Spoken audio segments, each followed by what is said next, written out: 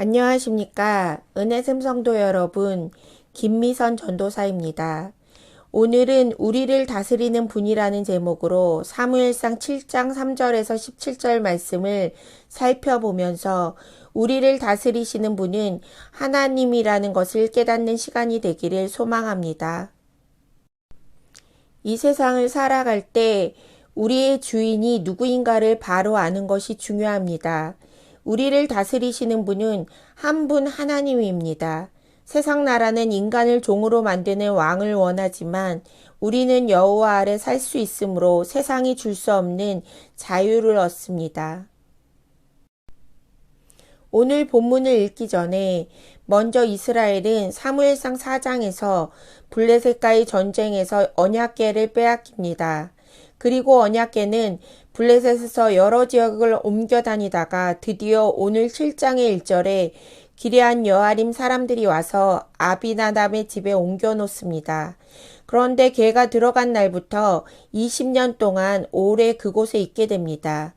2절 마지막 절에 이스라엘 온 족속이 여호와를 사모하니라 라고 말합니다. 하지만 이것은 다른 말로 한다면 이스라엘 백성들이 여호와께 부르짖었다라는 의미입니다. 사사기에서 계속 나오는 사이클이 있는데 이스라엘 백성들이 범죄하게 됩니다. 그러면 하나님이 진노하셔서 이방 민족에게 압제를 당하게 하십니다. 그러면 이스라엘 백성들이 괴롭고 힘들어 여호와께 부르짖게 됩니다. 그러면 하나님이 그 부르짖음을 들으시고 구원자를 보내주십니다. 그런데 이스라엘이 시간이 지나면서 구원받은 은혜를 기억하지 못하고 다시 재범죄하게 된다는 사실입니다. 이제 이스라엘 백성들은 블레셋과의 전쟁에서 패하고 언약궤마저 빼앗겨 버립니다. 그리고 가나안에 들어와 살면서 하나님이 싫어하시는 이방신을 섬기며 하나님께 불순종합니다. 그래서 하나님은 블레셋의 압제 아래 고통받게 하시니 이스라엘은 하나님께 부르짖습니다. 그래서 하나님은 구원자 사무엘을 통하여 이스라엘을 구원하십니다. 사무엘은 이스라엘 족속들에게 말합니다. 7장 3절에 사무엘이 이스라엘 온 족속에게 말하여 이르되 만일 너희가 전심으로 여호와께 돌아오려거든 이방신들과 아스타롯을 너희 중에서 제거하고 너희 마음을 여호와께로 향하여 그만을 섬기라. 그리하면 너희를 블레셋 사람의 손에서 건져내시리라. 3절에서 사무엘은 이스라엘 백성들에게 여호와께 돌아오려거든 이방신들과 아스타롯을 제거하고 마음을 여호와께로 향하여 그만을 섬기면 하나님께서 블레셋 손에서 건져내신다고 말합니다. 이스라엘 사람들은 가나안에서 살면서 하나님만을 섬기지 않고 이방신들을 함께 섬겼습니다. 하나님은 오직 하나님만을 섬기기를 원하시지만 이스라엘 백성들은 하나님과 이방신을 함께 섬겼던 것입니다. 지금 이스라엘이 블레셋의 압제에 몸부림치며 여호와께 부르짖고 있는 것은 무엇입니까? 그것은 이스라엘 백성들이 먼저 하나님께 범죄하였기 때문입니다.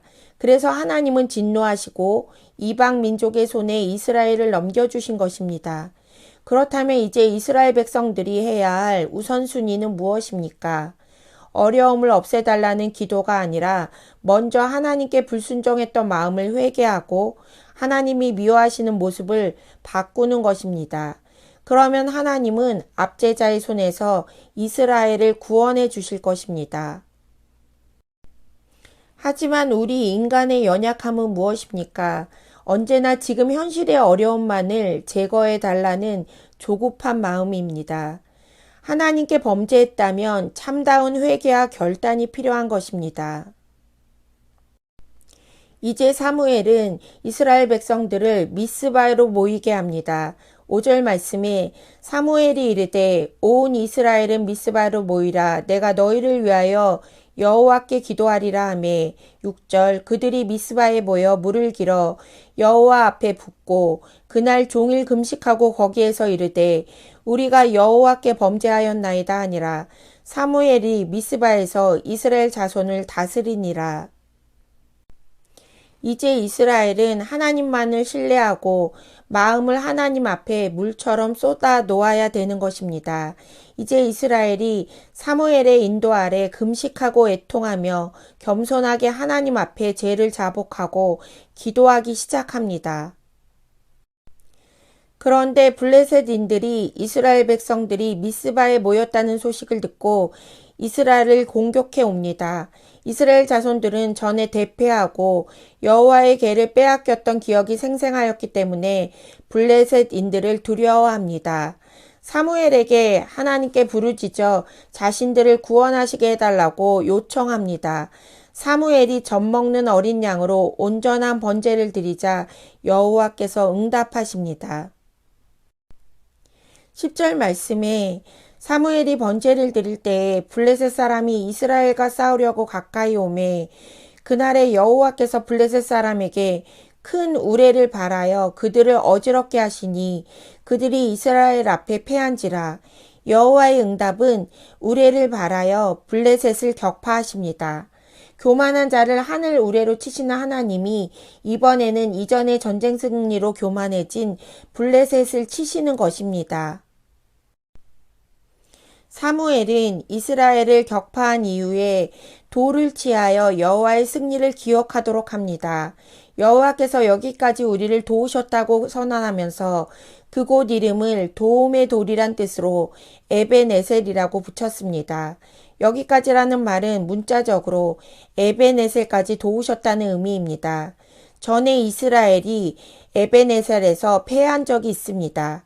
그렇다면 여기까지라는 말은 이전에 패배한 곳에서 이제는 승리한 것입니다. 그 후 사무엘은 블레셋에게 빼앗긴 영토를 되찾아왔고 이스라엘을 순회하며 사사로 다스렸습니다.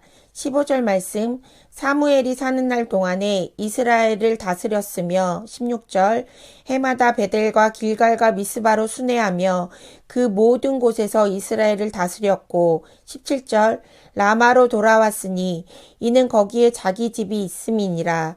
거기서도 이스라엘을 다스렸으며 또 거기에 여호와를 위하여 제단을 쌓았더라.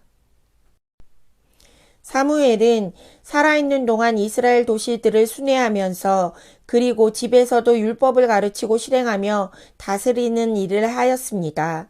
결국 사무엘의 사사 통치 아래서 이스라엘이 평화를 누리게 되었습니다. 우리 삶의 주인은 하나님이기 때문에 하나님으로 인하여 얼마든지 평안을 누릴 수 있습니다. 우리도 오늘 이 세상을 살아갈 때 이스라엘 백성들처럼 하나님 앞에 죄를 짓고 고통당하다가 하나님께 부르짖게 됩니다. 그럴 때 우리는 먼저 생각해야 합니다. 우리가 하나님 앞에 회개해야 하는 부분은 무엇인지, 진정 여호와 하나님만을 섬길 것인지, 세상의 우상과 하나님을 겸하여 섬길 것인지, 다시 하나님 앞에 나와 하나님께 겸손히 회개함으로 하나님의 질서 안에서 하나님만을 섬기는 성도님들이 되시기를 기도합니다. 오늘 말씀을 기억하며 기도합시다. 첫 번째, 우리 삶의 중심에 항상 하나님만을 섬기도록. 두 번째, 우리가 어려움이나 시험 중에 있다면 다시 하나님께로 돌아와 회개하며 하나님 외에 다른 우상을 제거하도록. 기도하겠습니다.